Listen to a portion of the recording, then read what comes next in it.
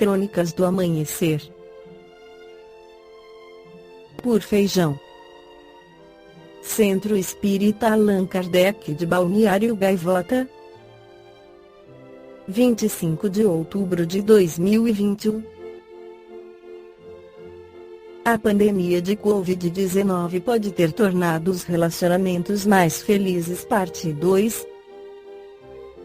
A chegada da pandemia de Covid-19 fechou as fronteiras e isolou as pessoas nas suas casas, obrigando a que muitos casais convivessem com mais regularidade do que seria habitual. Mas esta mudança pode ter sido benéfica nos relacionamentos amorosos. Algumas pesquisas anteriores mostraram que os casais tendiam a ser mais críticos um com o outro quando passavam por situações de estresse em comum. Contudo, um novo estudo indica que acontecimentos de grande relevo, como desastres naturais, nem sempre estão associados ao mau funcionamento de um relacionamento. Como esses fatores de estresse são mais perceptíveis do que durante as situações de rotina, os indivíduos podem estar mais conscientes dos problemas que os estão a afetar e que podem prejudicar o relacionamento. Devido a essa consciência, os casais podem ser menos propensos a culpar-se um ao outro pelos problemas e acabam por atribuir a culpa a outros fatores, o que pode reduzir os efeitos prejudiciais no relacionamento, refere Lisa Neff, coautora do estudo. O estudo reforça que a pandemia de Covid-19 trouxe uma oportunidade única de estudar este fenômeno, uma vez que, de repente, vários casais tiveram de lidar com os parceiros quase 24 horas por dia, devido à situação de teletrabalho e, em muitos casos, até de desemprego. Durante a pesquisa, os investigadores analisaram os dados recolhidos de 191 participantes durante as primeiras semanas da pandemia e 7 meses depois. A equipe descobriu que, embora as pessoas fossem menos felizes no seu relacionamento quando passavam por situações de maior pressão, os efeitos nocivos dos três eram mais fracos entre os indivíduos que culpavam a pandemia pelos seus problemas. Inicialmente, os especialistas pensaram que o efeito de culpar a pandemia poderia desaparecer com o tempo, mas estavam enganados.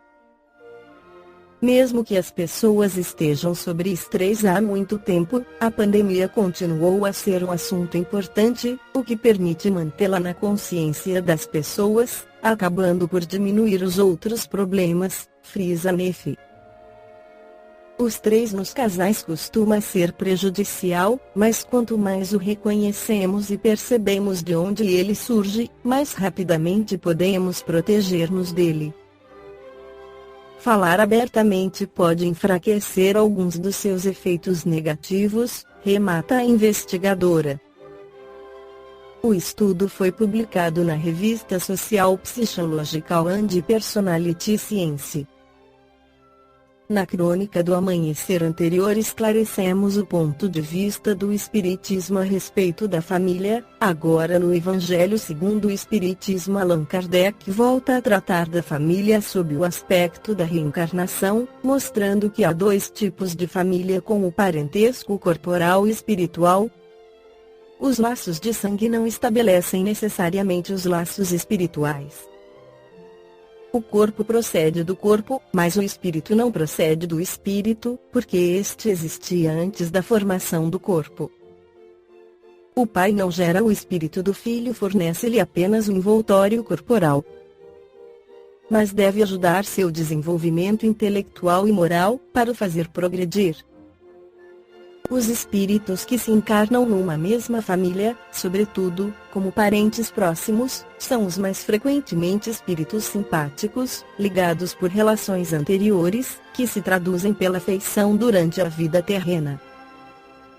Mas pode ainda acontecer que esses espíritos sejam completamente estranhos uns para os outros, separados por antipatias igualmente anteriores, que se traduzem também por seu antagonismo na Terra, a fim de lhe servir de prova.